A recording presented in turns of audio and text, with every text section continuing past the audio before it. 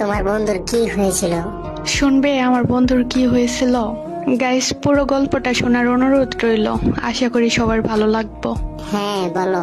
আমার বন্ধু একটা মেয়েকে অনেক ভালোবাসতো, মেয়েটাও তাকে অনেক ভালোবাসতো, তারপর? কিন্তু তাদের প্রায়ই ঝগড়া হতো।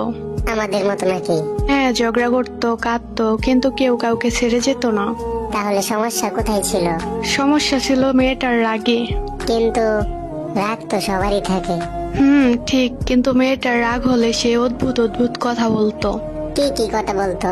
মাঝে মাঝে বলতো আমি মরে যাব, কখনো কখনো বিষের বোতলও দেখাতো, আবার কখনো কখনো কি? কখনো বলতো গলায় দিব। সিরিয়াসলি? কিন্তু মেয়েটা সবসময় মজা করেই বলতো, সত্যি না। একদিন আবার ঝগড়া হলো, মেয়েটা রাগ করে বলল, কি বলেছিল? বলেছিল কালকে হয়তো বা থাকবো না, আর কখনো বিরক্তও করব না। তারপর কি হলো? মেয়েটা অফলাইন হয়ে গেল। ছেলেটা পাগলের মতো মেসেজ দিতে লাগলো। কত মেসেজ করলো, প্লিজ এমন করো না, কল ধরো, আমি ভয় পাচ্ছি। মেয়েটা কি উত্তর দিল?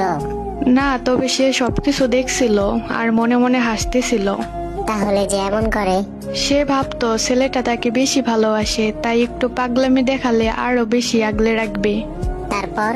প্রতিবারই সে ভেঙে পড়তো, রাত জেগে থাকতো, শুধু ভাবতো আমার জন্য মেয়েটার কিছু হবে না তো।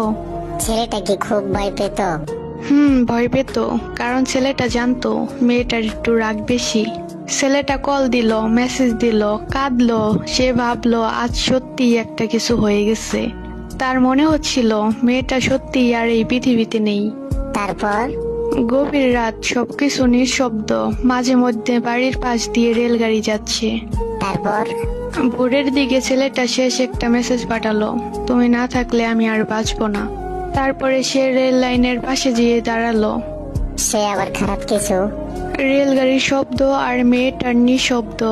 ছেলেটার বিবেক বুদ্ধি চেতনা নষ্ট হয়ে গেছিল। কয়েক মিনিট পর ট্রেন এলো, আর সে তারপর?